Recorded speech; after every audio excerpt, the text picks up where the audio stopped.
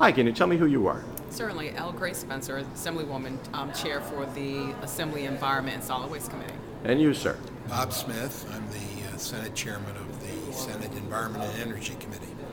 You just held a joint committee hearing today in Trenton, and it's the third of your meetings. Correct.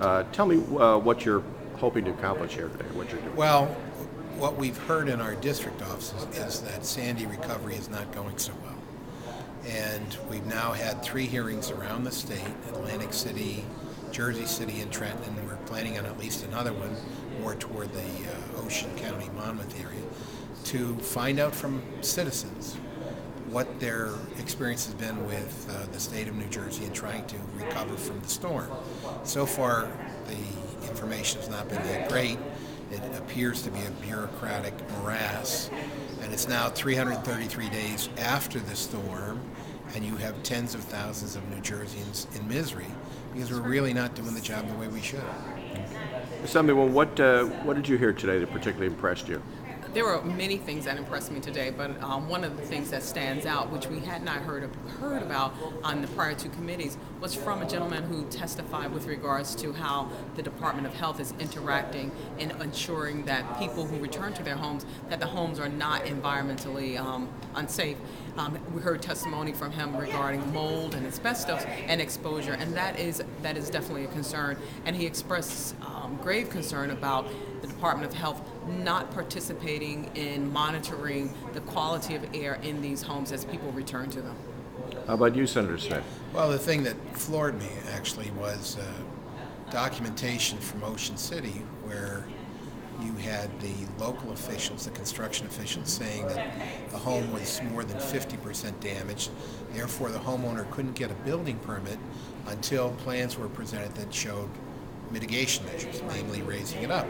And then a cover letter, another letter from Commissioner Constable saying that the person was denied any help from the grant programs because they had less than $8,000 of damage in the home.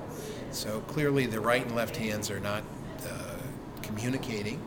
And then other senators said that they've been seeing exactly the same problem in their district offices.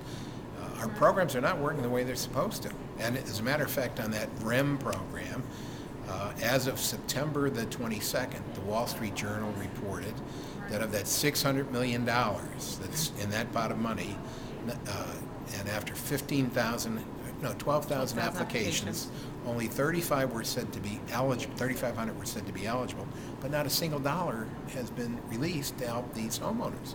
So our programs are not working. And the testimony we received today is not different than the testimony we received at our first hearing, which was about 60 days ago. Yes. It was early July, and for 60 days to have passed, and the testimony is still the same, and we're not hearing that any of the problems that people have experienced have been abated, is cause for concern, and the red alarms are going off.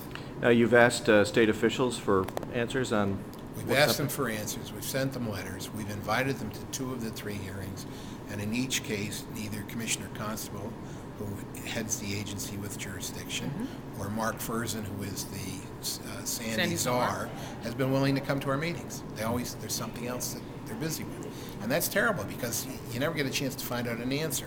One of the huge complaints from everyone, citizens and groups as well, is that there's nothing transparent about the process. People don't know how they're going to be evaluated. When they're denied, they're not told why they're denied, and that's a travesty. Certainly, if they can't make it, we always offer, acceptance of a representative. Anyone is better than no one, and at this point, no one has come to the table to answer the question of the people who live in this state, who provide income to this state in order for all of us to do the things that we do. They elect us, and in turn, we are responsible to them. And each and every member of the administration is responsible and obligated to answer questions that their constituency have. Now, this is an election year. Democrats, the governor's running, and every member of the legislature is running. You 2 folks are both Democrats. You're the Correct. chairpersons of these committees. The question could be raised by some critics that this is election year politicking, that you're holding these hearings to, perhaps cast the governor in a different light than what he'd like to be casted in terms of Sandy rescuing. How do you answer that? Well, anybody's allowed to think what they want, but I can tell you that not only in my district office, but statewide, we're getting letters and comments from people that the system is not working. And by the way, this money is not forever. Right. You know, if we don't spend it, there's a significant probability that we're going to lose it. So when I tell you that the REM program, as of September 22nd, not a dollar has been awarded.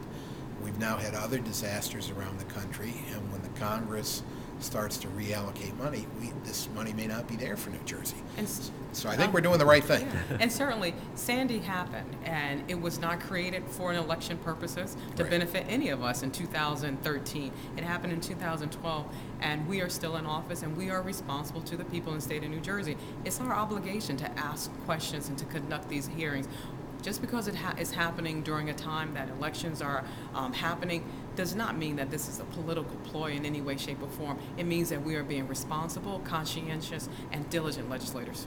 Well, thank you both. We're going to continue to follow your hearings and look forward to them. Great. Thank you.